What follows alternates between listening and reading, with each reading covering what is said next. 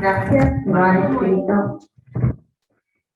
Voy a pasar primero, bueno, le damos la bienvenida al doctor Ortiz, a la doctora Mara Granja, que pertenece al equipo del Instituto de Niñas y Adolescentes. Acá también contamos con la presencia del equipo de Quilmes, de niñez. Y vos me habías dicho que había una doctora invitada, no sé, todavía no llegó, así que bueno, le vamos a dar la bienvenida al doctor Carlos Quiroz, que recientemente ha escrito también un libro, así que ahí después se pueden poner a comentar. Sí. Me gustaría leerles, primero decirles que el doctor Ortiz es un abogado de nuestra casa, nos conocen y que, bueno, está matriculado acá. Y bueno, contarles que es profesor universitario de Ciencias Jurídicas, especialista en violencia familiar, director de la revista de actualidad del Derecho de Familia y Ediciones Jurídicas, docente y coordinador del Observatorio de Resoluciones en Violencia Familiar de la Asociación Pablo Besón, y miembro de ACEBIFA, Asociación de Especialistas en Violencia Familiar, autor de artículos y libros en su especialidad, disertante de cursos y conferencias en varias instituciones y secretario del Comité de Violencia de la Asociación Argentina de Salud Pública, que después vamos a ver que nos comparta de qué se trata este honor, ¿no? También, gracias por la temática que estamos comentando, que es sumamente importante para nosotros. Lo estamos encontrando en la actualidad, estas violencias y abusos a los niños, niñas y adolescentes.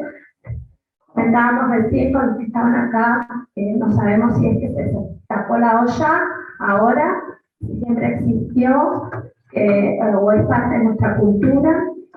Bueno, lo bueno es que están derechos hoy, y bueno, vos sos un gran defensor de estas políticas. No hablo más, te agradezco mucho y paso a quien sabe sobre este tema, que es usted. Muchas gracias por estar. Gracias. Bueno, ahí le paso a Mara, que bueno, como me hizo la pataprola del Derecho, tiene derecho a hablar lo que quiera hasta la última minuto de la charla. Muchas gracias, doctor Ortiz.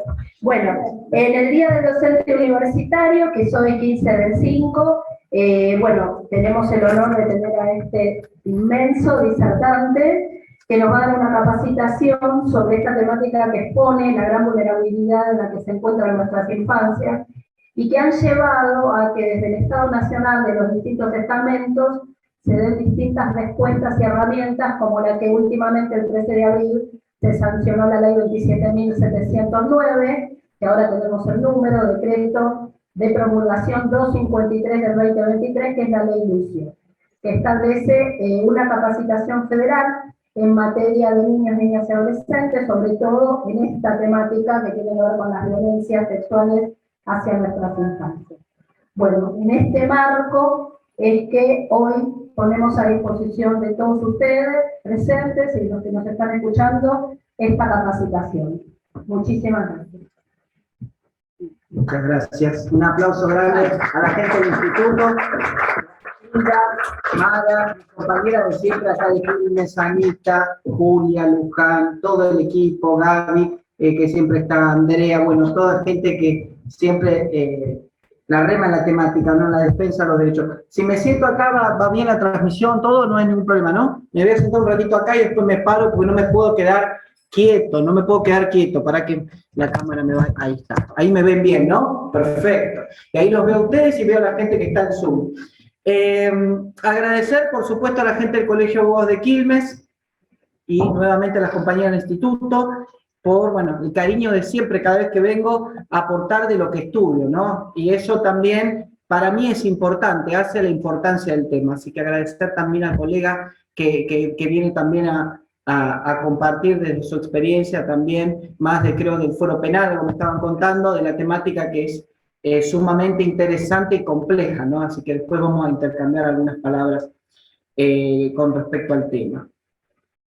También, bueno, quiero agradecer a los colegas y las colegas que están del otro lado, que están sumándose a la actividad, que creo que a veces lo presencial no es posible, entonces se acercan por vía virtual, que creo que es lo que nos ha dado la pandemia, ¿no? Volver a hacer estos cursos también de forma mixta, ¿no? Presencial y virtual. Yo voy a hablar de un tema no solo importante, sino también alarmante, porque me refiero al tema de la violencia sexual contra niños, niñas y adolescentes.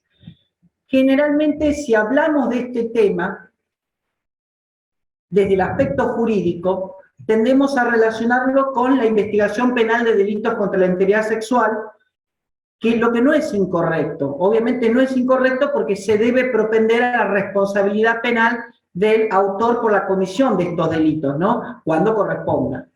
Sin embargo, veo desde la especialidad de la temática que me dedico, del material que me llega, del material que puedo leer, que no se hace por ahí un análisis doctrinario civil o enmarcado en el derecho de familias o enmarcado en el derecho de niñez y adolescencia. Específicamente me refiero a una labor, a un trabajo o a un desarrollo del tipo de violencia sexual, ¿sí? Lo que vamos a intentar hacer hoy, hacer un desarrollo, un trabajo de violencia sexual con un enfoque civil y también con un lineamiento jurisprudencial, ¿sí? Pero no van a zafar de mí porque vuelvo aquí el mes el 29, invitado por el Colegio Magistrado a hablar de violencia económica, así que ya de paso el chivo, ¿no? Ya que tal. Pero bueno, para ser más claro, yo me refiero a la necesidad de hacer un análisis que tome en cuenta al sujeto de protección, aunque por supuesto se sabe que en el ámbito penal la ley de víctimas está poniendo el foco en el legitimado pasivo, pero bueno, un análisis que tome en cuenta al sujeto de protección que se encuentra vulnerable en razón de la edad, en ocasiones en razón del género y por la situación de violencia sexual parecida. Y en base a eso se puedan diseñar estrategias de protección acordes al caso en el cual ese niño, niña, adolescente esté involucrado. Parecería como que no se ve una utilidad práctica jurídica de realizar este abordaje civil o especializado en la temática.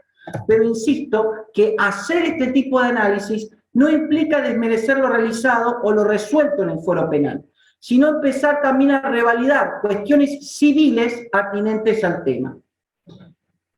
Voy a hacer como un mini nomás glosario de lo que significa el tema de cómo impacta la violencia sexual contra niños, niñas y adolescentes y qué redefiniciones conceptuales se están dando en la actualidad, en 2023. Ustedes saben que yo me dedico a trabajar en la temática de violencia, ¿no? Hoy, casualmente, hace 12 años que me dieron el título de profesor universitario. Yo estudié en la Universidad de Buenos Aires en la carrera de profesor. Y hace 15 años más o menos que me dedico a la temática de violencia. Lo que implica para mí, entre otras cosas, revisar prácticas y conceptos, gracias Gina, revisar prácticas y conceptos relacionados con el tema, que sabemos que es muy complejo y que implica mucha responsabilidad profesional y personal. Si vamos a hablar de este tema, tenemos que hablar de responsabilidad profesional, obviamente más allá de lo personal, por supuesto. Tenemos que hablar de nuestra responsabilidad en nuestras intervenciones, en nuestras presentaciones y en nuestros escritos. No podemos hablar como agua de cántaro, así con boca de jarro. No podemos hablar de eso en esta temática que requiere una seriedad, una práctica profesional adecuada y muchas veces un andamiaje jurisprudencial que sirva de base para nuestras intervenciones. Sabemos que la jurisprudencia es una fuente del derecho no vinculante, no obligatoria, pero tenemos que tomar esas herramientas para poder trabajar en nuestras intervenciones futuras. Y para eso, para poder trabajar de manera seria en la temática, debemos realizar una actualización y una capacitación constante. Esto se habla muchísimo, ¿no? Del tema de la capacitación y la actualización. Pero más allá de lo que la norma diga, de la obligatoriedad de capacitación, de las leyes y demás que tienen su importancia como leyes de prevención, tenemos que empezar a preguntarnos cómo incide el contenido de las capacitaciones en nuestras prácticas profesionales. Cómo se relaciona, cómo influye lo que uno aprende o el contenido curricular de lo que uno se capacita en nuestras intervenciones profesionales, en el día a día, en patear tribunales todos los días. ¿Cómo hacemos para hacer esa relación? Pero bueno, uno de los conceptos a revisar es el de la tipología de violencia. Los tipos de violencia son aquellos encuadres que como operadoras y operadores debemos realizar frente a un caso concreto. No se va a presentar una persona y va a decir, bueno, esto es violencia económica, esto es violencia sexual, esto es violencia física o psicológica, esto es violencia ambiental, violencia verbal. Nosotras somos los encargados y encargadas de realizar el encuadre de esas situaciones dentro del tipo de violencia para realizar las presentaciones, para realizar nuestro trabajo, nuestra labor. Entonces, eso es fundamental tomarlo en cuenta para una posterior intervención institucional y judicial. ¿Vieron por qué hago la diferencia? Porque si ustedes dicen, Diego, si intervención judicial, obviamente está en el marco de la institución del Poder Judicial. Pero cuando digo intervención judicial, me refiero a la figura del juez y jueza, como la petición que yo voy a realizar y el encuadre de esas situaciones que voy a hacer, le va a llegar a ese juez y jueza al momento de tomar una medida, al momento de intervenir frente a un servicio local, al momento de realizar una determinada diligencia. O sea que cuando hablamos de intervención judicial, me refiero a eso. Esto quiere decir que frente al relato de una o varias situaciones, los encargados de encuadrarla en un tipo somos nosotros, como dijimos, operadores y operadoras, por eso es importante la formación. Pero voy a empezar a seguir delineando un poco el tema. La violencia siempre es un ejercicio de poder, que mediante el empleo de la fuerza, puede ser fuerza física, psicológica, económica y también sexual. E implica que existen jerarquías, reales o simbólicas, ¿no? Alguien que está arriba mío, alguien que está en otro pedestal, ¿no? Desde lo simbólico como desde lo real, ¿no? Y es una acción que involucra la existencia de una asimetría de poder, de la violencia de quien la ejerce contra quien no puede defenderse o no puede repelerla de ninguna manera. La violencia son acciones, relaciones y discursos que buscan dominar y someter a una niña, niño adolescente, aprovechándose de una vulnerabilidad y desigualdad existente. Para hablar de este tema, yo utilizo dos herramientas. Utilicé el cuadernillo número 3, el análisis de datos del programa contra las violencias, que está hecho por UNICEF, que es un material muy interesante que está público para que lo puedan leer, y voy a utilizar como material también para hablar y darle fundamentos el protocolo de litigio de casos de violencia sexual que salió este año, que tiene menos de 2 semanas de salir, creo que salió hace 2 o 3 semanas. Es un protocolo de litigio que salió hace muy poco, elaborado por el Ministerio Público Fiscal. Pero ¿saben qué? Descubrí que mucho contenido de ese protocolo tiene una impronta civil, tiene una identidad del derecho de familia. O sea, el protocolo está elaborado por el Ministerio Público Fiscal, pero tiene una profundidad y tiene un contenido tan profundo que puede ser utilizado como insumo también para la autoridad civil o del foro de familia para poder resolver alguna medida o alguna intervención. Vamos a seguir un poco más. Cuando conceptualiza la violencia sexual, dice la violencia sexual, dice este cuadernillo, el número 3 que le comentaba, es la acción de someter a una persona a la voluntad de un agresor, aprovechándose de la impotencia y desvalimiento de las víctimas, con la intención de dañarla, causarle daños, causarle dolor y sufrimiento, ya sea físico o mental, despersonalizarla y dominarla sometiéndola a actos sexuales sin su autorización ni su consentimiento.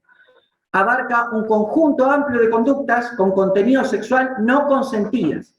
Es precisamente la ausencia de consentimiento libre lo que transforma un acto sexual en una conducta de violencia al restringir o anular la autonomía sexual de la persona. Opera en términos estructurales como mecanismo de dominación, control y humillación.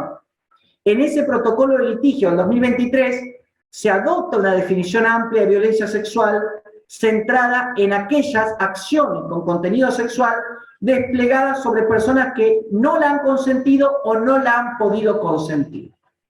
De lo que uno empieza a dilucidar cuando lee los conceptos que surgen del protocolo, que tienen una amplitud suficiente que excede el análisis que se pueda dar en el foro penal y puede servir de insumo, insisto esta idea, repito esta idea, y puede servir de insumo para los jueces y juezas que puedan resolver una medida preventiva urgente o puedan tomar una resolución en un proceso de fondo, ¿no? Esto es importante.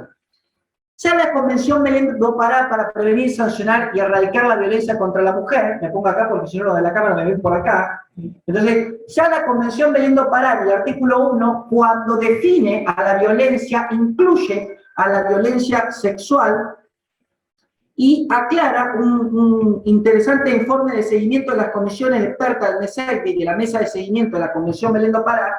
Dice que no es el espacio físico donde se realiza la violencia lo que la define, sino las relaciones de poder que se producen y la naturaleza de las relaciones interpersonales de las víctimas con sus agresores, ¿no?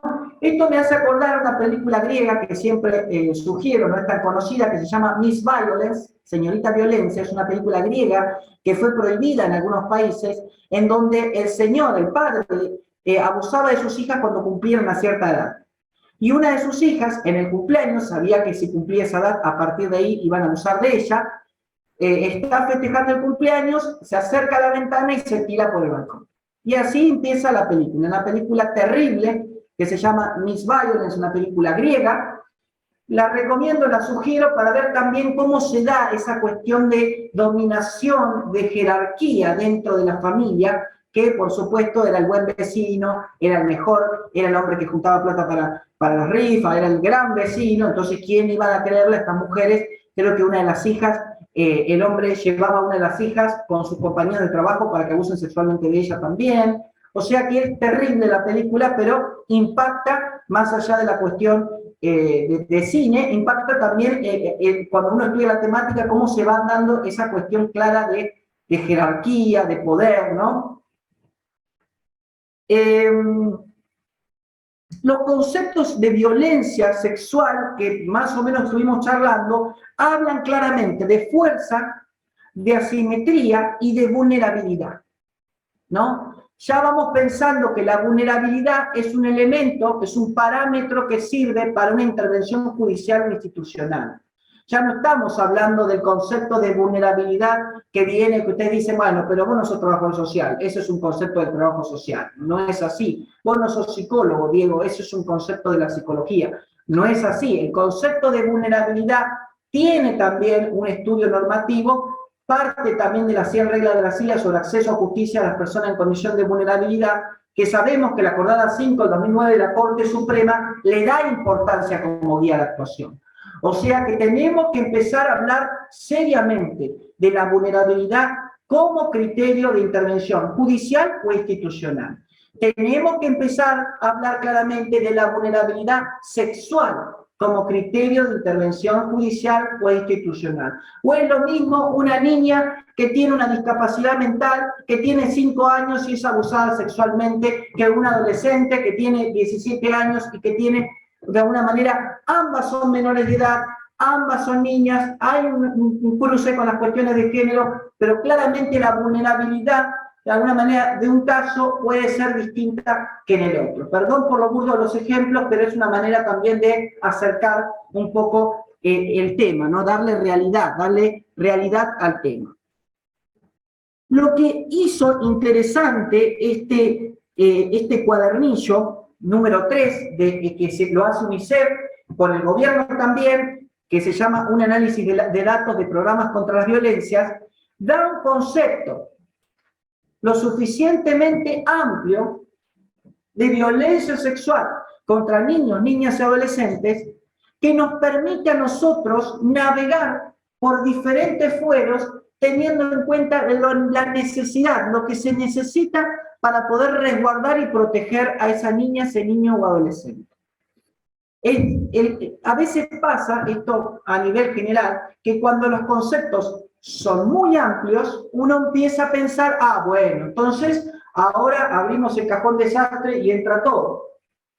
No, yo pienso que cuando los conceptos tienen varias conductas que describen una situación de violencia sexual, da una enumeración enunciativa y da la posibilidad al operador y operadora que trabaja en el caso de poder trabajar en esa amplitud y poder fundar o acreditar, depende del proceso, o en un procedimiento cautelar en lo cual no hay pruebas, como lo sabemos, como en todo proceso cautelar. Voy a leer el concepto. Voy a leer el concepto. Si yo me alejo un poco, porque en la cámara me están viendo de acá para abajo, así que bueno, entonces me alejo un poco por una cuestión de buen gusto. Violencia sexual contra niños, niñas y adolescentes, fíjense el concepto que da. Acá tengo el machete. Se da cuando un adulto agresor hace intervenir a un niño o niña, lo usa para actos sexuales, estimularse el mismo, al niño o a otra persona. Incluye tocamientos, manoseos, violaciones, explotación o pornografía, obligar a un niño o niña a observar actos sexuales de otros, sean adultos o no. ¿Me hace acordar la escena del efecto mariposa? ¿Se acuerdan de esa película? ¿Se acuerdan de Ashton Kutcher, la película? ¿No le gusta el cine, por favor? El cine, la vida, gente. Primero el cine, después la vida. Vamos al cine. Pero bueno, entonces explotación, obligar a un niño o niña, es una película linda. El efecto mariposa, ¿viste? ¿Ves mis películas? Las recomendadas y las hay que ver esas películas. El cine es genial. Hay una película, hay una serie que es muy de HBO que se llama Podría Destruirte.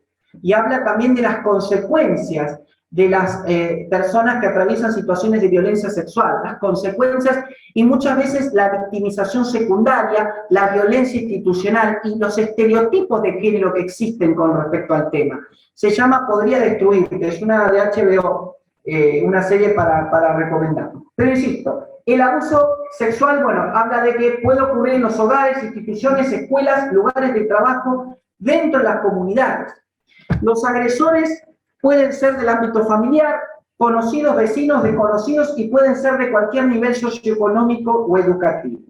Fíjense que el concepto que da este cuadernillo es un concepto amplio que define a la violencia, define el contexto y define el legitimado pasivo. O sea que es un concepto lo suficientemente amplio para que podamos trabajar en intervenciones en el fuero civil más allá de las intervenciones en el fuero penal que correspondan. Pero este material, definir para una norma, para un cuadernillo, para un material, tiene una responsabilidad, que las definiciones pueden dejar algo afuera o pueden de alguna manera excederse con lo que ponen. Pero no deja de ser una definición interesante la que aporta el cuadernillo. Recién hablamos de contextos. El contexto de violencia sexual va marcando la brújula del contenido de esas situaciones de violencia sexual. Es lo mismo que dicha situación se ejerza en una institución educativa, es lo mismo que se ejerza en una casa, en un hogar, en un lugar donde no hay lugares cercanos para denunciar, en una zona rural, en el medio del campo. Es lo mismo que ese abuso sexual se dé en la iglesia. No es lo mismo. No es lo mismo. El contexto habla, en este caso, el protocolo de litigio habla de contexto íntimo o entorno social, que se da en un vínculo intrafamiliar o puede ser de vecindad, ámbitos sociales, educativos, culturales. La violencia sexual se desarrolla en el espacio vincular de las personas involucradas, con agresores cercanos y significativos para las víctimas del hecho mediante lazos afectivos y familiares. Ya el concepto de violencia familiar que aporta la 26485 aclara que se da independientemente del espacio físico donde ocurra y menciona, ya cuando define a la violencia doméstica, menciona como bien jurídico protegido a la integridad sexual. Ya menciona a la integridad sexual. Si ustedes lo busquen, no, lo menciona artículo 6, inciso A, modalidad de violencia doméstica, menciona a la integridad sexual como bien jurídico a proteger en un contexto íntimo como el de la familia. Aquel contexto en el cual uno se supone que va a ser protegido y en donde todos los integrantes de la familia van a lograr relaciones interpersonales mucho más sin violencia, de manera armoniosa. Bueno, yo con mi hermana me peleaba mucho cuando éramos chicos, pero bueno, pero no estamos hablando de un ámbito de violencia, y menos de violencia sexual. O sea que el ámbito también empieza a delinear la gravedad de la cuestión. Aquel lugar donde nos tendría que proteger, donde nos tendría que amparar y contener, se convierte en una jaula cerrada en donde se perpetúan situaciones de violencia sexual. En este contexto es usual que los episodios de violencia sexual estén configurados por una dinámica que se produce de forma crónica y repetida. La repetición de situaciones de violencia sexual en el entorno íntimo y familiar agrava la cuestión, produce más daño en la integridad psíquica de esas personas que atraviesan situaciones de este tipo.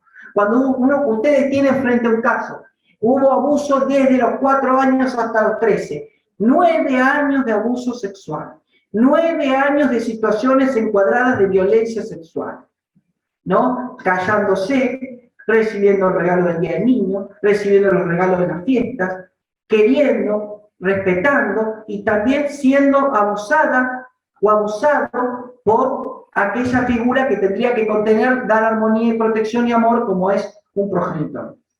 ¿Sí? Pero insisto con eso para marcar bien la peligrosidad de esto que se va dando, ¿no? Hablamos de los contextos y lo que dice también el protocolo de litigio del 2023 dice que estas situaciones de violencia sexual pueden ir en convergencia, pueden ser concomitantes a situaciones de violencia física, psicológica y económica. O sea que la violencia sexual no es un tipo de violencia que se estudia de manera estancada, como si fuera un cajón ahí que no se toca. Se relaciona con otros tipos de violencia, violencia psicológica, violencia física y violencia económica. Y eso lo resalta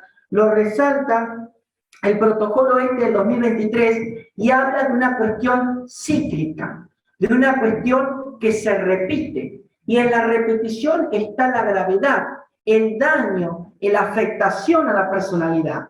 Y ahí está la afectación. Por eso la serie esta podría destruirte, que no es del ámbito intrafamiliar, es alguien que en un boliche, es una joven que es abusada por un extraño en un boliche, vean la serie si les interesa, habla de ese tema, ¿no? Y también empezar no solo lo vivido, sino también lo no creído de parte de la institución. ¿Vieron la serie Inconcebible de Netflix? También lo no creído, ahí se convierte en una doble violencia de género, ¿no? Si hablamos de una violencia por el acto puntual y la violencia por el no creer.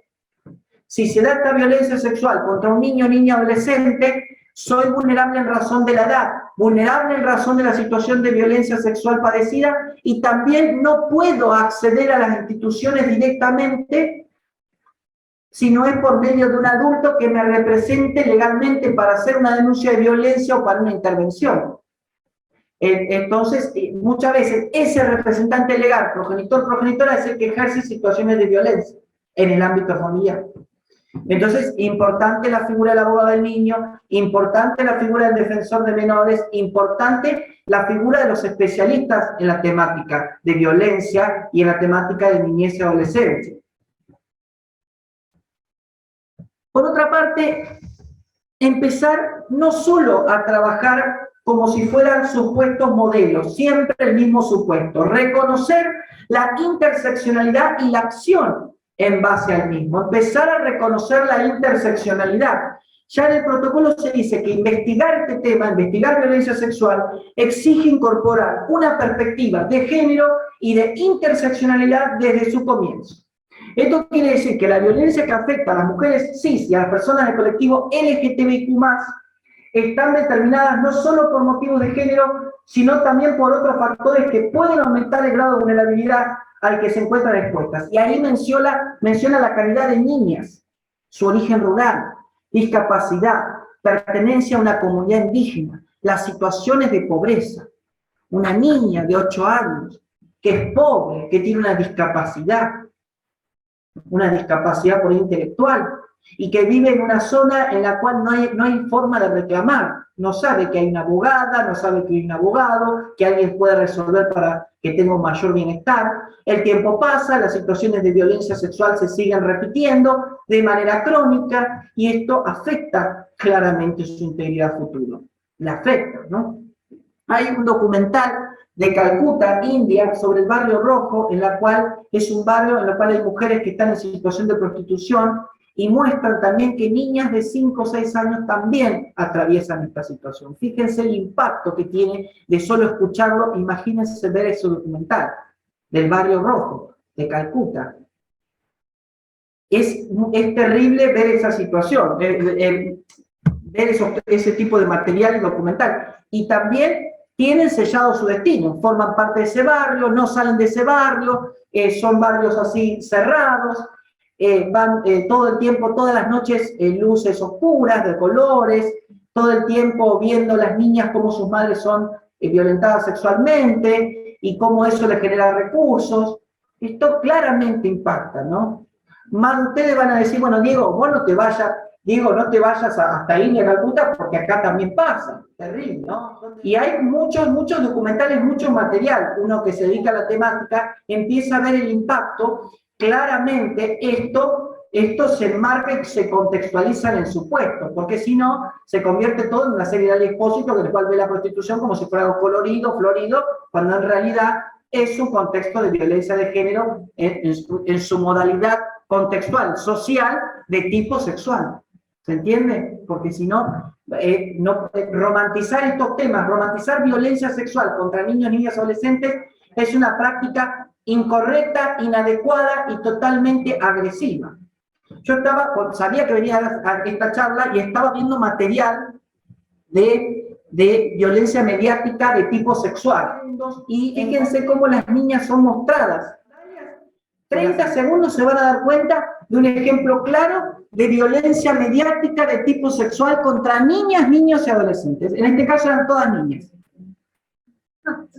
Fíjense lo importante de empezar a detectar estas situaciones. Pero tenemos que empezar a hacer un análisis específico de la temática para empezar a trabajar seriamente en el tema. Son 30 segundos de niñas que le están hablando a las sandalias como si fueran adultas y como si fuera que tuvieran relaciones sexuales. Es terrible, no da verlo acá, por supuesto que no, pero si no me creen, vean ese material que impacta claramente en las personas, en las niñas que en ese momento veían esa publicidad. Sí, el tema de reconocer la interseccionalidad, y es importante tenerlo en cuenta. Pero algo que quiero que busquen también, el protocolo de litigio tiene unas pautas especiales cuando se refieren a, por ejemplo, niñas que tienen alguna discapacidad intelectual o física, y habla de qué manera realizar la entrevista frente a estas situaciones. Da como unos tips de cómo realizar la entrevista frente a situaciones de violencia sexual cuando se trata de niñas que tienen una discapacidad física o intelectual, ¿no? Habla de pautas especiales, ¿no? Habla de entrevistas que tienen que ser lo más cortas posible, e interrumpir si es necesario, tratar de no presionar, preguntas breves y directas, porque acá está el otro problema.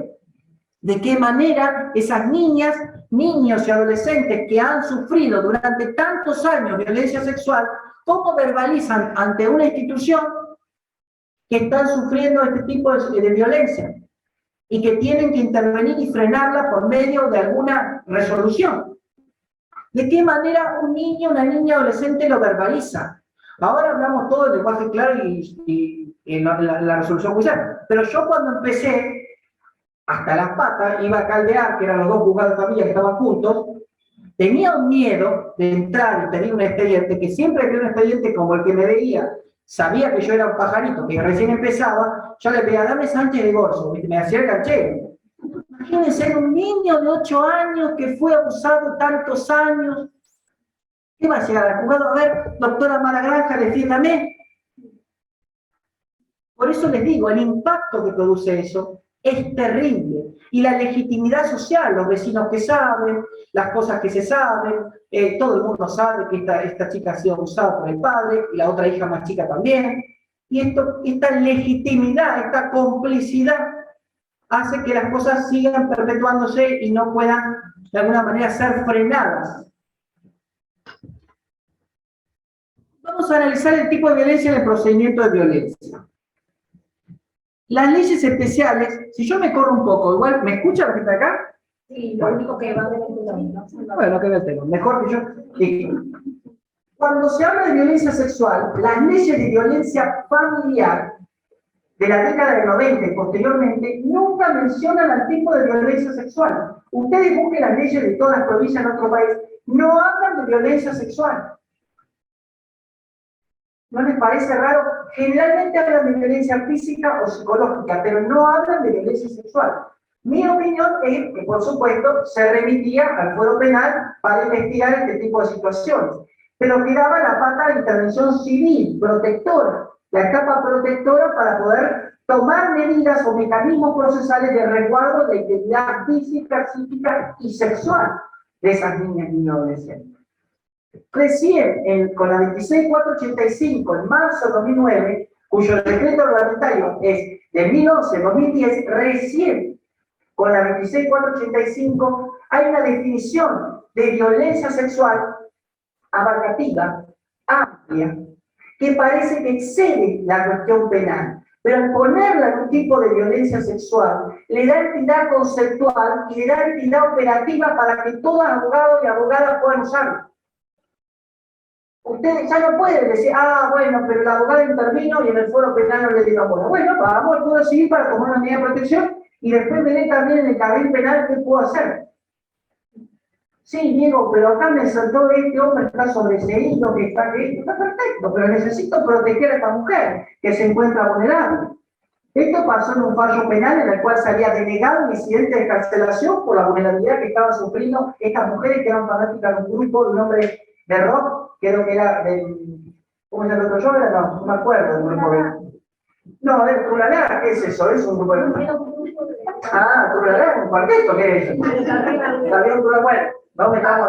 Pero insisto, empezar también a trabajar eso, la 26485 abonó la definición del tipo de violencia sexual, le dio la amplitud para poder seguir trabajando en esto, ¿sí? O sea que sin llegar a hacer ese parangón entre la definición de violencia sexual, tomándola automáticamente para configurar un delito, no se llega, no sirve como herramienta, pero si no se llega al delito, también sirve como situación de violencia a los efectos de poder pedir una medida. De hecho, el Código Procesal de Familia, Niñez y Adolescencia de Corrientes, cuando da la definición de proceso de violencia, dice, aunque no haya constituido un delito penal. O sea que reforzar la vía civil implica empezar a tomar medidas protectoras que, por supuesto, en el fuero penal se pueden tomar, pero el fuero civil nos aporta la especialidad propia a la temática, la especialidad de niñez y adolescencia, si no, no habría un instituto, si no, no habría comisiones de género y diversidad, o sea, empezar a revisar esas cuestiones. De hecho, cuando el artículo 3 de la 26485, dentro de los derechos protegidos, remite a las convenciones internacionales de la cual Argentina es Estado parte, menciona dentro de los derechos protegidos la integridad sexual. Antes de dar la definición de violencia sexual, menciona dentro del panorama protector la integridad sexual. No solo lo físico, no solo lo psíquico, sino también lo sexual.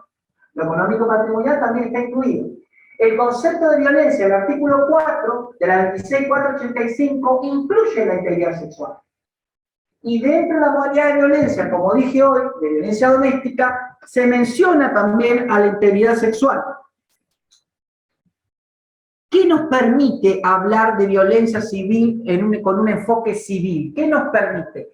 Nos permite hablar de medidas de protección concatenadas a las situaciones de violencia sexual denunciadas. Eso nos permite. Medidas de protección, medidas preventivas urgentes. Antes de empezar a ampliar cada vez más el tema, yo no me quiero extender por qué son especiales las medidas de protección en el procedimiento de violencia familiar. Sacame el flaco, por favor.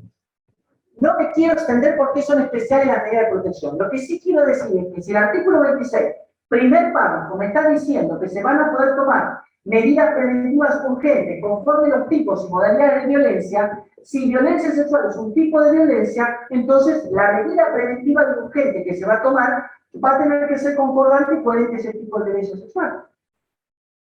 Lo dice el primer párrafo, la 26.485, artículo 26. Búsquenlo. O sea, si dice, conforme un tipo de modalidad de violencia, yo menciono un tipo de violencia sexual, usted, señor juez, usted, señora jueza, por favor, resuelvan una medida preventiva urgente conforme a la violencia sexual que estoy denunciando. Ah, no, vaya al Código Penal, lea el libro del doctor Pirón. No, léalo, por favor. Pero la cuestión civil, los especialistas en violencia, los que trabajamos en género, diversidad, niñez y adolescencia, ese sujeto de protección que tiene que ser resguardado mediante un mecanismo procesal específico en la temática, niñez y adolescencia, ¿dónde está? Entonces, yo traje cosas más que interesantes, porque medidas de protección, como cese de actos perturbatorios e intimidatorios, prohibición de acercamiento, prohibición de contacto o exclusión del hogar, son medidas preventivas urgentes que se pueden tomar claramente conforme al tipo de violencia sexual. Insistimos, medidas de protección, medidas preventivas urgentes, se pueden tomar ese abanico de medidas, ¿sí? No me quiero ir del cese, prohibición de acercamiento, prohibición de contacto, exclusión, reitero, pero lo que descubrí es que estas medidas que tanto conocemos, las del artículo 26 de la 26.485, o las del artículo 7 de la ley 12.569, modificadas por la 14.509, lo que descubrí que esas medidas, cuando se habla de violencia sexual, son redefinidas también.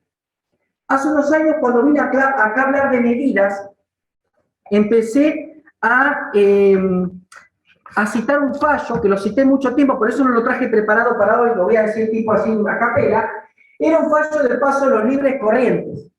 Era un fallo en el cual era una familia muy grande, que había hijos y que había hijastros. Era un fallo de paso a los libres corrientes, gracias. Y este fallo de paso a los libres corrientes decía así: habían detectado situaciones de violencia sexual hacia alrededor de 3 niñas y un niño, creo. Entonces fueron al médico y a estos niños se les detectó sífilis. Yo lo dije acá, me acuerdo, por eso no lo preparé. Pero fíjense, cuando se resolvió inmediatamente que todos los niños del grupo familiar vayan a hacerse un examen médico. Y ahí se detectó que una más, o una niña o un niño también se le detectó, eran 4. ¿Quién fue? ¿Quién fue el agresor sexual? ¿Quién hizo esto? Bueno, llamaron a la madre, llamaron a la otra madre del otro chico, había un grupo grande. Entonces dijeron que acá, vivía un chico acá un tiempo, más o menos de unos 18 años, 19, que le decían piti, tipi, algo así. Entonces, le dijeron al padre de familia: señor, ¿usted está de acuerdo en hacerse el examen médico a ver si tiene esta enfermedad? Sí, por supuesto, yo no tengo nada. Bingo, tenía sífilis. Más allá de la intervención penal que corresponda en ese caso que se hizo, se lo excluyó del hogar inmediatamente. Hubo una exclusión del hogar inmediatamente mientras los niños estaban internados en el nosocomio San José de Corrientes, que es un fallo de paso a los libres Corrientes. No lo tengo preparado en profundidad ese fallo porque no lo iba a citar, pero fíjense, ya en ese momento, que es un fallo viejito, creo que es el 2015, 2016, ya en ese momento se sentía el olor jurisprudencial de empezar a analizar también la cuestión civil, de qué medidas de protección se iban a tomar para proteger la salud sexual, no solo de los niños que estaban internados en el nosocomio San José, sino, por supuesto, de los otros niños que no tenían esa enfermedad, pero estaban viviendo en esa casa. La exclusión del hogar inmediata. ¿Y quién la pidió la exclusión del hogar? La defensora del menor, en su posición activa de pedir medidas de protección. Yo ese fallo lo puedo rastrear en tema arqueológico, lo puedo hacer. Lo debo encontrar, yo lo voy a tratar de buscar, pero bueno, vamos a avanzar. Y como jurisprudencia, porque yo sé que ustedes después van a decir: ah, Diego, en Quilmes, provincia de Buenos Aires, no es lo mismo. Traje cosas de La Matanza, San Isidro, creo que de Lomas, y de otras provincias, traje de Oberá, Misiones, que traje de Chubut, traje de Santa Cruz, traje cosas interesantes, ¿no? Porque después no me van a invitar más. Entonces, si yo no aporto nada, después no me invitan más y a mí me gusta venir. O sea que en este fallo, después vamos a hacer un listado de fallos, se lo vamos a mandar a Gilda y a Mara para que les acerquen. En este fallo, la Cámara de Apelaciones de La Matanza, provincia de Buenos Aires, este es un fallo nuevito, 2019, en sus años, se resuelve confirmar la medida cautelar por la cual se dispone la permanencia de los menores, así dice el fallo, con su progenitor por 30 días y la prohibición de acercamiento por 60 días respecto de la pareja de la progenitora. O sea, que estaba la progenitora y la pareja de la progenitora ejercía situaciones de violencia sexual contra esos niños. Se dispuso que permanezcan esos niños con su progenitor para poder de alguna manera que no se acerquen ni se contacten con la pareja de la progenitora. Hasta un radio de 200 metros a la redonda del domicilio, como así también del lugar de estudio, esparcimiento, cualquier lugar en que estén las niñas, debiendo abstenerse de realizar cualquier contacto o actividad que las perturbe o afecte, inclusive telefónico, mensaje de texto, por mail o redes sociales.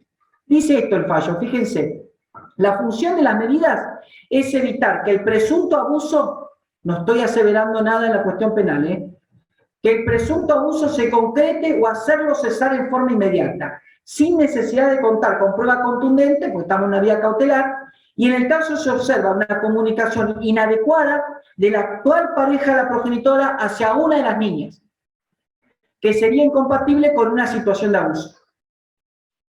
Cuando el artículo 706 se refiere a que el proceso en materia de familia debe respetar los principios de tutela judicial efectiva, no se trata de tutelar los derechos del que pide, sino también evitar que la medida cause daño a la familia en el presente y en el futuro. Y esto se relaciona con el artículo 1710 del Código Civil y Comercial, que habla de la cuestión preventiva, de la jurisdicción preventiva. Este fallo es interesante porque es un fallo que revalida las cuestiones civiles con respecto a la medida de protección que se va a tomar para resguardar la integridad de estas niñas. En otro fallo, que es un fallo de Capital Federal, es un fallo penal, pero así sea un fallo penal, se extrae la importancia de la medida de protección en el foro de familia. Seguimos. Este fallo, insisto, del foro penal, revalida la importancia de la medida de protección en el foro de familia. Fíjense, la Cámara sostiene que es procedente confirmar la medida cautelar de prohibición de acercamiento del imputado por el delito de abuso sexual simple tentado, pues frente a argumentos de la defensa relacionados con el hecho de por vivir aquel y la denunciante en el mismo edificio, vivían en el mismo edificio, su aplicación importaría la exclusión del nombrado de su hogar. Es pertinente destacar que la medida es dispuesta en los términos del artículo 26 de la 26485, que establece que en cualquier etapa del proceso el juez puede ordenar medidas de oficio a petición de parte, medidas preventivas, ¿no? Siempre que se intenta resguardar y proteger la integridad física de aquella durante el trámite de las actuaciones. O sea, que mientras se está desarrollando el proceso penal, en criollo, no podemos dejar a esta persona sin ningún tipo de medida de protección, sin ningún tipo de resguardo cautelar, sabiendo que viven en el mismo edificio. Eso es lo que está tratando de decir el fallo. La circunstancia de que el imputado conviva en el mismo edificio donde también habita la víctima justifica que en orden a armonizar los intereses en juego y la misma operatividad de la diligencia, la medida abarque la prohibición de acercamiento y de todo contacto con aquella tanto en el interior como en el exterior de la vivienda, siendo improcedente la pretensión, pues, siendo improcedente, pues podría tornar de posible incumplimiento la restricción. Bueno, lo que está diciendo es que si bien viven en el mismo edificio, tomar una medida de protección tiene las complicaciones del tema de prohibición de acercamiento y contacto, que puede ser que se crucen y demás. Pero plantean sostener una medida de protección, pero también ver la circunstancia puntual de convivencia en el mismo edificio. Esto es un fallo bastante interesante. Pero cuando hablamos de violencia sexual, no solo nos podemos remitir a la cuestión cautelar, tenemos que empezar a analizar la violencia sexual en los diferentes procesos de familia de fondo.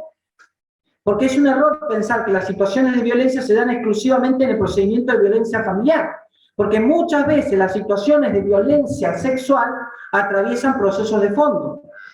La confusión se da en que el procedimiento de violencia especial principalmente se piden medidas para evitar que la violencia se reitere. En cambio, en un proceso de fondo como de familia, se pide una resolución y lo que queremos hacer es relacionar esa situación de violencia sexual que es puesta en conocimiento, que padece un niño o niña adolescente, en un proceso de fondo y cómo hacerlo incidir, cómo hacerlo influir, ¿sí? Y dice acá, el primer proceso que voy a elegir para analizar, ¿saben cuál es? Un proceso que ni se imaginan que tiene relación con el tema que me convoca. Alimentos. ¿Qué tiene que ver alimentos con violencia sexual? Fíjense, en un fallo, este fallo es del Juzgado de Familia de Oberá, 8 de marzo del 2022, un fallo señero. De este fallo se va a hablar muchísimo. Es un fallo del 8 de marzo del 2022, AYB, sobre alimentos. Lo voy a contar y voy a abrir un poco el tema alimentario. La actora, por derecho propio, en representación de sus hijos menores, promueve demanda de alimentos contra la señora. Solicita alimentos provisorios, se fija una cuota provisoria y se ordena una apertura de cuenta bancaria, un proceso de alimentos. Se presenta la actora solicitando una cuota alimentaria mensual equivalente al 80% de los ingresos del demandado como pensionada, para atender a las necesidades asistenciales básicas de sus hijos, que de la unión nacieron los niños tal, y que el señor percibe una pensión previsional por discapacidad porque jamás aportó para mantener a sus hijos y que fue siempre la progenitora que se ocupó mediante trabajos informales de solventar los gastos atinentes a los niños. Lo que estamos diciendo es que el señor está preso por el abuso sexual de una niña y está cobrando la pensión por discapacidad de una de ellas. Joder, sacar la pensión y darle esa plata de alimento para la chica que se está muriendo de hambre. Eso es en criollo, vuelvo a lo fino. Sigo. Perfecto, porque si no entienden nada, usted me mira con la cara, la chica de acá, te quiere tomar un café, no sé a dónde, pero bueno, va. Insisto, sigo. Ahí va, que jamás aportó para mantener a sus hijos, que fue siempre la progenitora quien se ocupó mediante trabajos informales de solventar los gastos atinentes. Expresa que el demandado se haya privado de su libertad en razón de haber sido detenido en el mes de abril del 2018 y condenado en el año 2019 por atentar contra la integridad sexual de su hija. Se ha fijado en carácter de cuota alimentaria provisoria el equivalente al 30% de los saberes que percibe el demandado a favor de sus hijos menores, procediéndose a la correspondiente apertura de cuenta. Surge necesario establecer una cuota alimentaria que cubra las más básicas prioridades alimentarias de los hijos del demandado, aunque ello puede implicar una importante disminución en los ingresos al mismo. Así quedó acreditado que la actora convive con sus hijos y que se haya su cuidado, por lo que debe ponderarse dicho aporte en especie a fin de establecer la cuota alimentaria. En este caso, nos encontramos ante un demandado en un proceso de alimentos cuyos hijos tienen 11, 13 y 18. La actora solicita se embargue los ingresos del señor en un 80%, porque ella debe criar y educar a sus 3 hijos con total soledad, ello a partir de la condena penal de 17 años que ha recaído contra el mismo por el abuso cometido contra su propia hija. Estás cobrando algo de tu hija y fuiste el que la abusaste. Dicha cuota provisoria no condice con la realidad que deben padecer los hijos a partir de las acciones de su progenitor, quien además, mucho antes del abuso, no colaboraba con la necesidad de la familia. Es así que entiendo que debe embargarse todos los saberes del demandado que él cobra por la pensión por discapacidad como cuota definitiva a favor de sus hijos y hasta que los 3 cumplan 25 años. ¿Por qué? Para poner el costo de los 25. Considero razonable y proporcional al padecimiento familiar que quien comete de poder disponer de sus bienes, entre ellos la pensión por discapacidad. El embargo de la totalidad de sus ingresos hasta los 25 encuentra razón en la norma de fondo y las obligaciones que tienen los progenitores con respecto a sus hijos. Es por ello que aun cuando no contamos con la certeza de que los 3 hijos quieran estudiar y formarse, es necesario darles esa posibilidad para poder impulsarlos, estudiar y demás, y que pueda la progenitora contar con esos recursos para poder solventar esas necesidades. No sería prudente, bueno, entonces esto es por todo lo expuesto que a los fines de lograr una tutela judicial efectiva que permita a los 3 hijos acceder a los alimentos, vestimenta, salud, estudio y vivienda, que se le embarga el 100% de la pensión por discapacidad que percibe el demandado hasta que cumpla los hijos, hasta que cumplan 25 años. Se resuelve hacer lugar a la acción, fijando el concepto de cuota alimentaria a favor de sus hijos, la totalidad de los saberes previsionales que percibe el demandado, debiendo trabarse embargo sobre el 100% del beneficio previsional. Este fallo, fíjense que no es tan conocido. Yo lo he visto en alguna charla, lo he escuchado, pero un fallo muy interesante que cruza el proceso de alimentos con las cuestiones de violencia sexual. Fíjense que la situación de violencia sexual por la cual el señor está condenado a prisión ha servido como argumento en el proceso de alimentos. Fíjense, si uno estudia con profundidad eso, se da cuenta. Proceso de privación de la responsabilidad parental. Uno de los procesos de fondo en el que se pueden dilucidar situaciones de este tipo es el de privación de la responsabilidad parental, ya sea para resolverla o como motivo para acoger esa pretensión. Sabemos que cuando hay una privación de la responsabilidad parental, hay un juicio de reproche frente a ese comportamiento desaprensivo del progenitor hacia el hijo.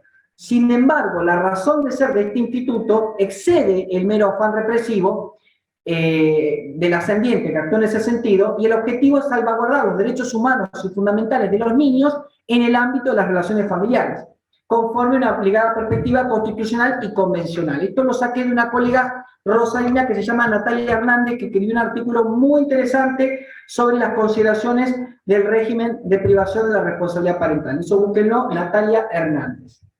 Estamos en presencia de un recurso de última ratio que demanda al jugador realizar un examen minucioso de cuáles son las singularidades del caso, debiendo además efectuar una valoración razonable de la petición sin perder de vista el interés superior del niño, ¿no? Nombra el artículo 700 del Código Civil y Comercial. Dentro de las causales de privación de la responsabilidad parental, el inciso A habla de por ser condenado como coautor, autor, instigador o cómplice de un delito doloso contra la persona o los bienes del hijo de que se trata. Si se está violentando la integridad sexual de un niño, no se está ejerciendo un acto contra la persona del niño. El inciso C del artículo 700 obtiene como causal la de poner en peligro la seguridad, la salud física o psíquica del hijo.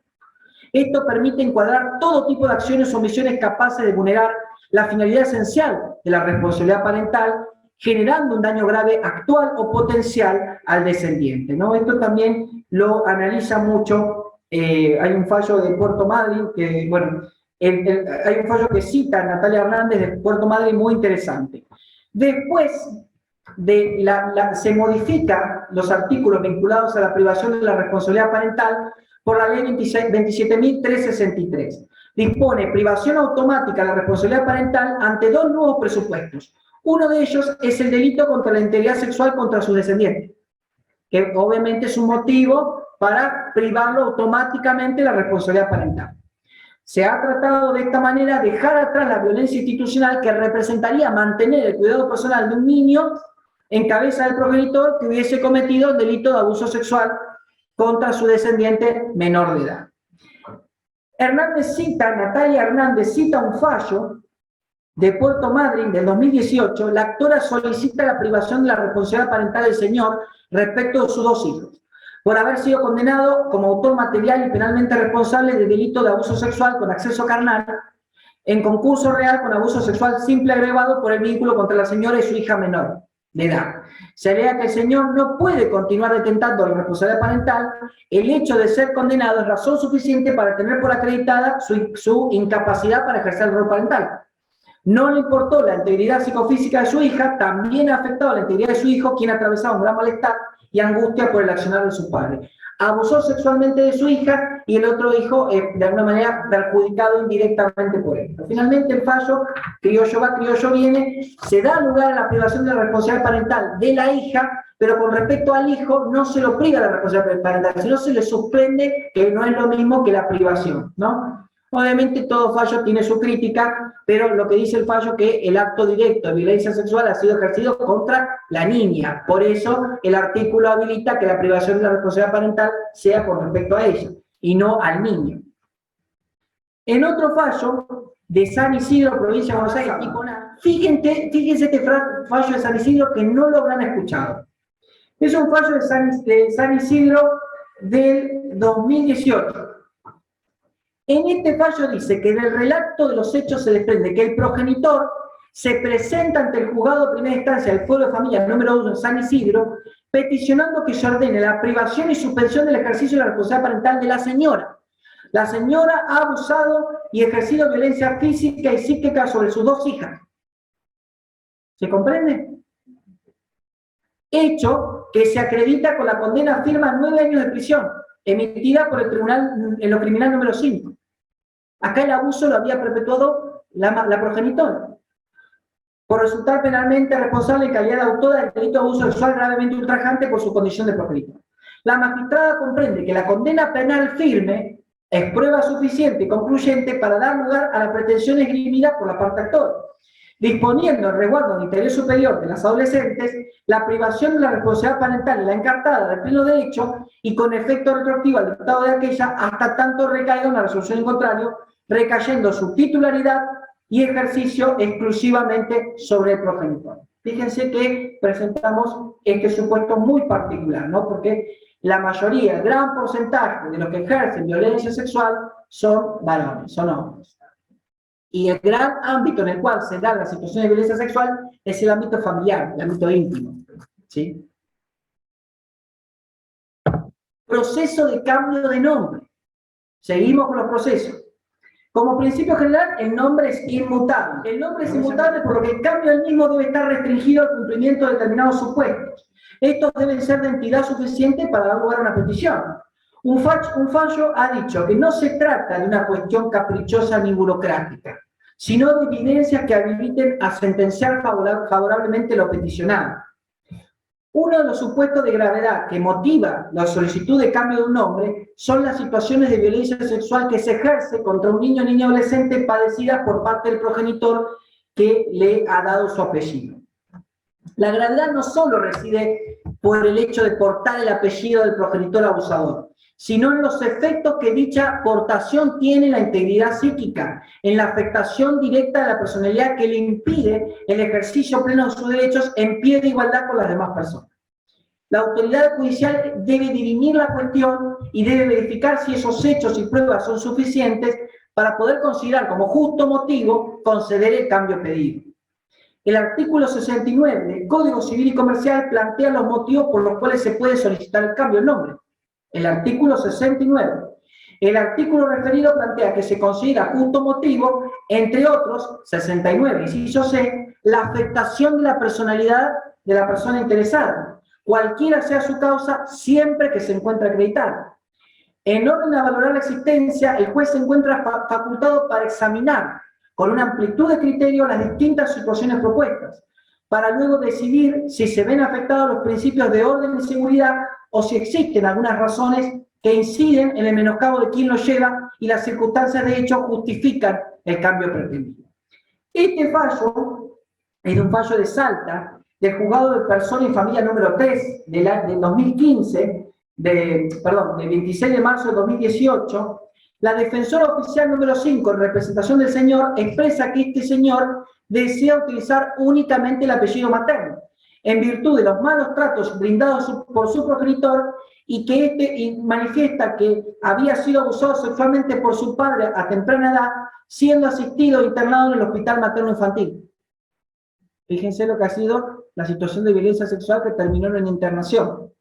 Expresa que se ve afectado al tener que llevar el apellido paterno, debido a los hechos crueles sufridos por parte de su progenitor, por lo que hoy usa el apellido materno y es el único apellido que quiere tener. Teniendo en cuenta que el cambio de nombre procede siempre y cuando existan justos motivos para cambiarlo, encontrándose entre ellos la afectación de la personalidad del interesado, cualquiera sea su causa, se hace lugar a la demanda ordenando el cambio del apellido del paterno por el materno. La actualidad del sufrimiento es uno de los supuestos que debe ponderar la autoridad judicial a la hora de ordenar el cambio del nombre en supuestos de violencia sexual contra niños, niñas y adolescentes. Derecho sucesorio. Sabemos que las pretensiones en el derecho sucesorio se relacionan generalmente con una mirada económica sobre la familia. A ver, ¿qué me vas a sacar ahora? En la que este tipo de situaciones parecerían tener no lugar en un proceso sucesorio, ya que es un planteo meramente patrimonial sobre los bienes del causante. Y las situaciones de violencia familiar generalmente protegen bienes de contenido extrapatrimonial, la libertad, el honor, la integridad física, sexual. Sin embargo, estas situaciones se pueden dar en un proceso sin necesidad de forzar un concepto, ya que si bien el marco procesal es un trámite sucesorio o un incidente, el fondo de la cuestión puede estar relacionado con situaciones de violencia, como por ejemplo el abuso sexual, y la denuncia de esta cuestión puede ser crucial para que los herederos puedan no ser merecedores de la audiencia al haber agredido al causante con la misma. Lo que está diciendo, esto en criollo, vamos a lo criollo, lo que está diciendo es, Diego tiene 2 hijas, ¿no? Diego se muere, pero las hijas previamente, por supuesto, lo habían denunciado por abuso sexual. Viene la otra hija y dice, ah, no, mi hermana es una indigna, porque denunció a mi papá por abuso. Entonces no le corresponde eso. Y no hubo perdón por parte del causante. Entonces hay que declarar indigna de la herencia porque denunció penalmente por abuso a mi padre. Ese sería el supuesto, ¿sí? Obviamente tiene su excepción. Sabemos que la indignidad es un instituto por el cual se resuelven los derechos sucesorios de quien hubiera ofendido al causante mediante la comisión de un hecho descrito en la legislación, previa petición de parte legitimada y con la consecuente pérdida de la vocación hereditaria respecto únicamente de la herencia de la persona ofendida. Es la exclusión judicial del sucesor culpable de injurias graves contra el causante. El artículo 2281 del Código Civil y Comercial plantea entre las causas de indignidad los autores, cómplices o partícipes del delito doloso contra la persona, el honor, la integridad sexual, la libertad o la propiedad del causante o de sus descendientes, ascendientes, cónyuges, convivientes o hermanos. Esta causa de indignidad no se cubre por la extinción de la acción penal ni por la pena. B. Los que hayan maltratado gravemente al causante o ofendido gravemente su memoria. C. Los que hayan acusado o denunciado al causante por un delito penado con prisión o reclusión. Artículo 2281, inciso C, está diciendo el supuesto que recién explicamos. Si Julia me denunció a mí, que soy el padre, por abuso sexual, ahora no pretenda ganarse la herencia que yo me moría. Porque me denunció, me ofendió. Pero no, ojo. El artículo, lo que está diciendo, bueno, claramente el inciso C. Pero dice acá, los que hayan acusado o denunciado al causante por un delito penado con prisión o reclusión, excepto que la víctima del delito sea el acusador, su cónyuge o conviviente, su descendiente, o haya obrado en cumplimiento de un deber legal. ¿Cuál es el deber legal?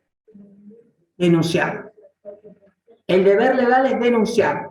Una situación que si sabemos que es de violencia sexual contra un niño o niña adolescente, penalmente es una acción pública. Debe intervenir el fuero penal sí o sí, más allá de la voluntariedad o no de la parte de dar intervención al fuero penal. En todos estos supuestos, basta la prueba de que al indigno le es imputable el hecho lesivo sin necesidad de condena penal. El artículo 3293 plantea que lo es también el que voluntariamente acusó o denunció al difunto de un delito que podría hacerlo condenar a prisión o trabajo público por 5 años o más. Esta norma que requiere que quien formula una denuncia evidencie animosidad y carencia de vínculos afectivos hacia el denunciado. Por supuesto, si yo abusé de ella y ella me denuncia, ¿qué afecto va a tener ella cuando me denunció a mí y cómo hacer un cruce esto con el derecho sucesorio? Y cumplió con un deber legal, me denunció, acá no pasa porque yo me ofendo porque me he denunciado. Y eso hace que la declare indigna para suceder. ¿Se entiende? Acá están los argumentos, no me quiero adelantar. La persona que denuncia a un familiar, por ejemplo, por situaciones de abuso sexual ejercidas contra un descendiente, no puede en principio ser sucesor en la herencia del mismo por la sencilla razón que la interposición de la denuncia es una ofensa a su persona. Esto es el principio general. Del artículo 2281 del Código Civil y Comercial surge que la indignidad no se da cuando se denuncia en cumplimiento de un delito, de un deber legal. La propia ley establece la obligación de denunciar al causante. El mismo no pasa por la intención o la discrecionalidad de efectuar una denuncia. Por eso la misma no tiene asidero legal para poder excluirla a Julia de la herencia por indignidad, por ser denunciante, por haberme denunciado por violencia sexual. En un fallo de Rosario, Santa Fe, del 15 de febrero de 2017, la actora promueve demanda de exclusión de herencia por indignidad contra la señora. plantea que ser hija del señor Antonio, ¿no? Va ella, que es hija mía, y plantea denunciar de exclusión a ella, a Gilda. Mi hija, soy el causante, y vamos a hacer eso. A ver. Promueve demanda de exclusión por indignidad contra la señora tal. Plantea ser hija de Antonio, quien se separó posteriormente y divorció de su madre, dado que mantenía una relación amorosa con la demandada. A X. Destaca que a esa fecha la demandada tenía 2 hijas, Julia y Gabriela, fruto de una relación anterior. Relata que el señor A fue sorprendido por la denuncia penal por el supuesto abuso de sus 2 hijas, hijastras menores de edad. ¿Se entiende el caso o es una ensalada? No, está bien. Yo sé. Me quiere, pero... Muy habitual. Fíjense, la demandada reconoce haber convivido más de 10 años con el causante. Es decir, yo me lo estuve fumando 10 años, señor. Admite que la Fiscalía llegó a la conclusión del procesamiento del señor A, Antonio, sosteniendo que ello implica la existencia de un grado de sospecha suficientemente elevado de la comisión del delito por parte del mismo. O sea, Antonio, no estamos hablando por hablar, algo hiciste. Considera que el simple anoticiamiento de un delito es motivo suficiente para efectuar la denuncia y que se investigue el mismo. O vamos a dejar que sigan siendo abusadas las 2 hijastras. Asimismo, se configura la existencia, pero era como un tema sucesorio, se configura la exigencia de un deber legal en nombre de la demandada que implicaría su obligación de denunciar la supuesta situación general. Cuando ella denunció en representación legal de sus hijas, no tiene nada que criticársele a ella. Denunció en representación legal de sus hijas la violencia sexual que yo ejercía sobre ellas. En efecto, se evidencia la constancia de auto que la patria potestad, fíjese, sobre las supuestas víctimas del delito denunciado, pesaba sobre la demandada, quien fue requerida por terceros y demás. Pero no la excluyeron. No la excluyeron finalmente porque en este caso la demandada cumplió un deber legal de denunciar el abuso sexual que vivían las hijastras de Antonio. O sea que ella lo que quería es sacarla de la herencias para poder gozar ella sola, mira la cara mala que tiene, para poder gozar con ella. Avancemos. Bullying. Hace poco sale uno de los pocos fallos sobre bullying. El fallo es del fallo del Juzgado Civil y Comercial de La Plata, 27 de febrero de 2023. Es un fallo nuevo, naciente. Este fallo de bullying, muy poco se habla de bullying en aspecto jurídico, pero fíjense, ¿saben lo que descubrí cuando leí este fallo? El fallo, vamos a hacer en criollo. La chica pide que le cambien de grado, que le cambien de división, porque estaba sufriendo destrato por parte de sus compañeras y eso la afectaba emocionalmente y psíquicamente. El fallo es más largo y realmente la estaba afectando. No estamos hablando de una cuestión escolar o infantil, la estaba afectando. Cuando el fallo cita una definición de bullying, ¿saben qué incluye? La agresión sexual. O sea, que el fallo cita una definición de bullying consensuada entre la Organización Mundial de la Salud y la organización Bullying Sin Fronteras, en la cual aclara que el bullying es toda intimidación o agresión e incluye la sexual contra una persona en edad escolar en forma reiterada, de manera tal que le cause daño, temor o tristeza en la víctima o en un grupo de víctimas. ¿Esto qué significa? Que si yo hago una intervención administrativa en un consejo escolar, o hago una intervención en el foro de familia, o hago una intervención en el foro civil, y hablo de bullying, puedo incluir una situación de violencia sexual porque el propio fallo me está dando la definición de estos organismos internacionales que incluyen a la agresión sexual dentro del concepto de bullying. No, anda penal. No, perfecto, iré a penal. Una cosa no quita otra. Pero lo voy a plantear también las cuestiones civiles porque esto también impacta en la integridad psicofísica sexual de esa menor de edad, ¿sí? El fallo es muy nuevo, el 27 de febrero del 2023. Y ya para ir terminando, un tema que es bastante larguito, pero no quiero dejar de tratarlo, daños y perjuicios derivados de violencia sexual. Hace unos años me convoca Andrea 40 para dar una charla específicamente sobre este tema.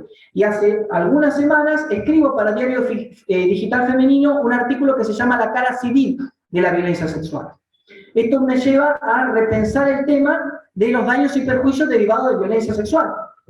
La Convención Belén do Pará, el artículo 7, inciso G, es el artículo antesala que permite reclamar daños y perjuicios derivados de una situación de violencia. Pero el artículo 35 de la 26485 de marzo del 2009 me dice que se podrá reclamar daños y perjuicios derivados de violencia conforme a los presupuestos generales de responsabilidad. Acá no pasa por volver a estudiar responsabilidad civil. pasa por analizar los presupuestos de responsabilidad, daño, antijuridicidad, relación de causalidad y factor de atribución en el caso que se me propone, en el caso que tengo que trabajar. Pero ¿cómo hacer un análisis civil de este tema? Si es un tema que claramente va a impactar en el fuero penal, incluso en el fuero penal sabemos que hay una parte de reparación significativa en tema de daños, pero no es lo mismo que un daño y perjuicios derivados de violencia de género en su modalidad doméstica de tipo sexual. Me pongo acá porque... Listo. Voy a traer un fallo que lo deben conocer, pero por primera vez la Corte Interamericana de Derechos Humanos resolvió un caso sobre violencia sexual contra una niña, pero en el ámbito educativo. Se trata del caso Guzmán Albarracín y otra sobre Ecuador, versus Ecuador, donde los jueces encontraron a Ecuador responsable por la violencia sexual sufrida por la adolescente en el ámbito educativo estatal, cometida por el vicerrector del colegio al que asistía. Fíjense el impacto, gente. En 2001, cuando Paola del Rosario Guzmán Albarracín tenía 14 años y cursaba el segundo año de educación básica, comenzó a tener problemas con ciertas materias y el vicerrector del colegio ofreció pasarla de año con la condición de que mantuviera con él relaciones sexuales. La autoridad educativa mantuvo relaciones de índole sexual con la niña por más de un año, ante el silencio del personal del colegio. A fines del 2002, la inspectora del curso de Paola le envió una situación a su madre para que se presentara al colegio, pero ese día la niña ingirió unas pastillas que contenían fósforo blanco y falleció. Según consta en la causa, la menor se dirigió a la institución y le comunicó a su compañera de curso lo que había hecho. Las autoridades solamente la trasladaron a la enfermería, donde la instaron a rezar y fue su propia madre quien trasladó a su hija para que recibiera atención médica, aunque era tarde. Horas más tarde, la joven falleció. La Corte Interamericana de Derechos Humanos señaló que los niños y niñas tienen derecho a un entorno educativo seguro y a una educación libre de violencia sexual, como también destacó la importancia del derecho a la educación sexual y reproductiva, como parte del derecho a la educación, los deberes de prevenir, sancionar y erradicar la violencia y de adoptar medidas de protección respecto de niños y niñas, así como el derecho a la educación conlleva a la obligación de proteger a las niñas y adolescentes contra la violencia sexual e incluso en el ámbito escolar. La Corte determinó que en este caso se produjo el abuso de una relación de poder y confianza, por haber sido la violencia cometida por una persona en una posición en la que tenía un deber de cuidado dentro del ámbito escolar, en el marco de una situación de vulnerabilidad, lo que permitió la consumación de actos de violencia sexual. La Corte Interamericana concluyó que Paola fue sometida por un periodo superior a un año a una situación que incluyó acoso, abuso y acceso carnal por parte del vicerrector de su colegio. Imagínense ir todo el día al colegio, lo que conllevó al ejercicio de graves actos de violencia sexual contra ella en el ámbito institucional educativo. Esta situación fue tolerada por autoridades estatales. Asimismo, la Corte esgrimió que resulta claro que la violencia sexual generó un grave sufrimiento a Paola, de la cual se hizo evidente a partir de su suicidio. Como cierre, y dando lugar a las preguntas, quiero citar un fallo, también en este caso un fallo salteño del 2019, que si bien es un fallo penal, pero habla mucho de empezar a pesquisar en ese niño, niña adolescente que ha sufrido situaciones de violencia sexual, empezar también a pesquisar un poco el sentir, qué es lo que siente, qué es lo que padece, qué es lo que le está pasando para poder trabajar en base a ello. Muchas veces, dice por el fallo, por parte del jugador existe la certeza de que se está frente a más de un hecho de abuso, pero al no conseguir individualizarlos en la circunstancia de tiempo y lugar, en absoluto, respecto al derecho de defensa, el juicio del agresor, califica el accionar delictivo, el momento de la condena, como un solo hecho punible, sea admitiendo la existencia de varios hechos, pero resaltando la imposibilidad de su concreta determinación, sea utilizando la figura del delito continuado. Si no puedo saber bien qué es lo que pasó, entonces, bueno, parece que hay una continuidad. En cualquiera de las soluciones mencionadas, la escala punible es idéntica, aunque algunos magistrados utilizan la primera alternativa y consideran la reiteración como circunstancia agravante al momento de la individualización de la pena. Esta particularidad responde a que generalmente el niño víctima en penal es la única fuente de prueba. Se requiere su testimonio y sus dichos están condicionados por el secreto, las amenazas y el silencio. No debe olvidarse que estos hechos delictivos se encuentran enmarcados en el género de la violencia. Estamos hablando de violencia. Y por lo tanto están caracterizados por la coerción y la simetría del poder. Sobre el punto, resulta sumamente ilustrativo traer a colación uno de los pasajes de la obra conocida como El Principito. A los adultos les gustan los números, cada uno les habla de un nuevo amigo. Nunca preguntan sobre lo esencial, nunca te dicen cómo es el sonido de su voz, cuáles son los juegos que prefiere, colecciona mariposas. Te preguntan qué edad tiene, cuántos hermanos tiene, cuánto pesa, cuánto gana su padre. Solo entonces quieren conocerlo. Este extracto da cuenta magníficamente algunas de las diferencias que se dan entre el razonamiento de un niño y de un adulto. En otras palabras, muchas veces lo importante, o mejor dicho, lo esencial para los adultos, jueces, fiscales, defensores, es sustancialmente distinto a lo que los niños consideran importante o esencial. Y esto hace que resulte dificultoso que un niño informe durante el desarrollo de la investigación propia de una causa penal con la certeza que los adultos consideran admisible. Cuestiones a las que generalmente no les presta atención: qué días fueron abusados, cuántos hechos fueron, en qué lugar se produjeron y en qué posición se encontraba el agresor. Muchas gracias. Este es un caso que me lo mandó Andrea 40, me lo mandó cuando lo pidió, cuando ella citó lo del Principito y cómo lo relacionó con el fallo penal, me encantó y enseguida se lo pedí. Así que gracias Gilda, gracias Mara y bueno. Gracias a vos, excelente. Y bueno, vamos a empezar con las preguntas. También vamos a ver si hay preguntas en el chat. Hay preguntas en el chat. ¿Alguien tiene una pregunta? Andrea, te quiero mucho. Yo tengo dos. Andrea, te quiero mucho, que está ahí, la veo Andrea 40. Un beso grande. Dale. Yo tengo dos. Una pregunta es referida a la restricción de acercamiento, que es lo primero que referiste para poder excluir al agresor del domicilio de la víctima, ¿no? Estas medidas, como son cautelares, tienen un tiempo de finalización y después de una o dos veces, cuando los hechos no se reiteran, parecería que no hubiera motivos para seguir tratando de mantener aislado a esta persona que en realidad ya podría volver al acecho, ¿no? Siendo que la víctima ha sido usada sexualmente en reiteradas oportunidades y que por ello justicia penal todavía no acciona como debería para poder tenerlo detenido un tiempo suficiente como para que no perpetúe, ¿no?, su delito. La pregunta concreta es, ¿cuántas veces se puede pedir nuevamente la restricción de acercamiento hasta que la justicia penal haga lo suyo en el caso de que no haga? Es interesante la pregunta porque las medidas de protección claramente son temporales y están enmarcadas en un mecanismo cautelar en el cual no hay producción de pruebas.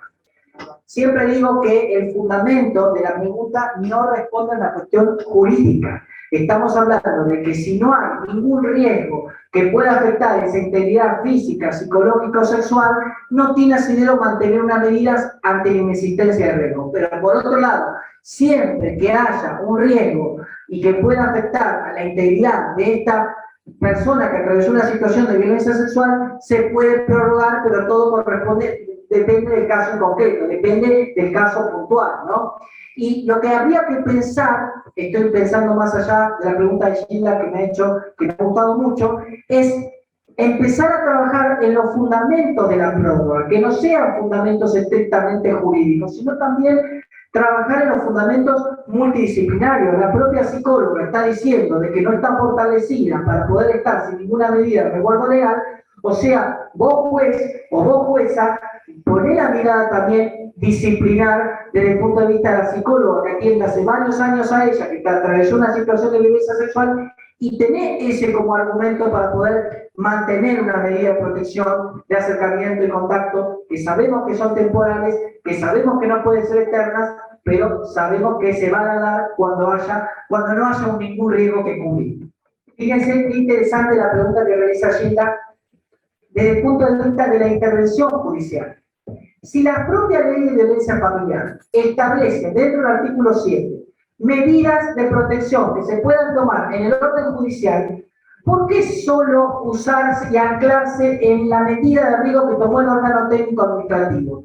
Si yo como juez o jueza puedo tomar una medida de cese, provisión de acercamiento y contacto, que puede incluso fortalecer la actuación e incluso puedo articular institucionalmente con dicho servicio local para fortalecer la protección civil. Una protección está dando por medio de la medida de abrigo, adaptando el servicio local TARA. Yo como autoridad judicial debo tomar una medida preventiva urgente porque forma parte del abanico de medidas. O sea que no es que yo, y yo por supuesto, juez de familia, jueza de familia, puedo dar la intervención penal si no se le ha dado, claramente, pero eso no quita, no desliga el fin intuitivo y protector que tiene una medida. Fíjense el paso corriente y corriente que recién estábamos comentando. Si la defensora no hubiese pedido en el procedimiento de violencia familiar o en la propia intervención, la exclusión del hogar, no se hubiese actuado civilmente, más allá de que la investigación penal prospere o vaya a un ritmo mayor. O sea que ninguna cosa no quita la otra. Son dos carriles que deben estar articulados de manera de poder diseñar una estrategia protectora y clara de la integridad de ese equipo. Entonces el juez puede, pero no tiene obligación a menos ser funcionario público, no tiene obligación de evacuar. El juez o jueza tiene su potestad jurisdiccional. Por supuesto, esto lo sabemos nosotros, abogados y abogadas, que yo no le puedo decir, Gabriela no le puede decir a la jueza que la ve en las capacitaciones, che, resolveme esto. Yo pido y la jueza resuelve. El tema es que lo que yo estoy pidiendo es para poder proteger la integridad de un niño o niña adolescente que atraviesa una situación de violencia sexual. No estoy pidiendo una vía cautelar para secuestrar un auto o una prohibición de contratar que tiene su importancia en el foro patrimonial. Estoy pidiendo una medida cautelar para una protección de una integridad, para una protección de la integridad, y la estoy justificando, la estoy basando, estoy planteando la situación. O sea que empezar también a trabajar sobre esa idea. Hay un artículo viejito que hizo María Victoria Pamán y Marisa Herrera sobre esa tensión que se produce entre las intervenciones técnicas administrativas y la intervención judicial. Pero yo siempre digo que si uno hace uso normativo de las leyes de niñez y adolescencia, la 26061, la 13298, con la ley de violencia familiar 12569, ya ahí hay un espectro, un fundamento normativo, un soporte legal para poder hacer algún tipo de herramienta, para poder hacer algún tipo de intervención, algún tipo de escrito. ¿Se entiende? O sea que empezar a fortalecer también las medidas de protección en los supuestos que se nos presentan, ¿no? Y artículo 37, 38, 96, 485, empezar a ver cuáles son las obligaciones de los funcionarios, por ejemplo, del ámbito policial, frente a un procedimiento de violencia, de asistir a una persona que atraviesa una situación de violencia sexual y demás. ¿Sí? Empezar también a trabajar con esos carriles civiles también, ¿no? Por supuesto, sin enderezar la cuestión penal que recién comentaba el doctor en su libro y demás. Y los pobres se fue, ¿no? No llegó a comentar, pero... Genial. O sea que, ¿se entiende? Empezar a revalidar esas cuestiones, ¿sí? Como la vulnerabilidad. La vulnerabilidad es un parámetro que se puede utilizar en el foro civil y penal. Por supuesto que sí. Claro que sí. En el foro penal, la vulnerabilidad será un elemento para poder acercar diferentes elementos o parámetros para una intervención penal, para una investigación de la comisión de un delito. En el foro civil, la vulnerabilidad va a ser una herramienta para poder, en este caso, dar mayores fundamentos y ahondar en la medida de protección que se va a tomar. Estoy hablando de un caso, por ejemplo, de familia, en la cual la mujer había estado viviendo en un refugio con un niño de 5 años que se le había otorgado recientemente un cuidado personal. La mujer había vivido en la calle sin recursos y por eso, gracias, se resuelve fijar una cuota de alimentos provisoria para dar la situación de vulnerabilidad que estaba viviendo.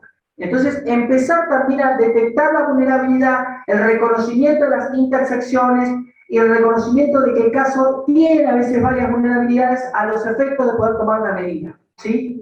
Hay otro fallo de Villa Gesell que la mujer estaba, recién había tenido un bebé y como le parece que la mamá del denunciado trabajaba en la cocina del hospital, lo hizo entrar por atrás. ¿Se acuerdan? Lo hizo entrar por atrás para la pieza. Lo ve ella, casi se muere, había sido denunciado por violencia física, psicológica. Ahí, otro ejemplo de vulnerabilidad que lleva a tomar otras medidas, ¿no? ¿Alguna otra pregunta que quisieran hacer? ¿No? ¿Ninguna? Agradecimiento un poco, muchas gracias, excelente exposición.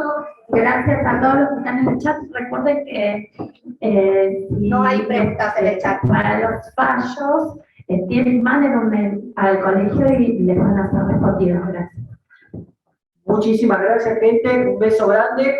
Gracias, muchas gracias, Ratón. Hay un montón de amigos.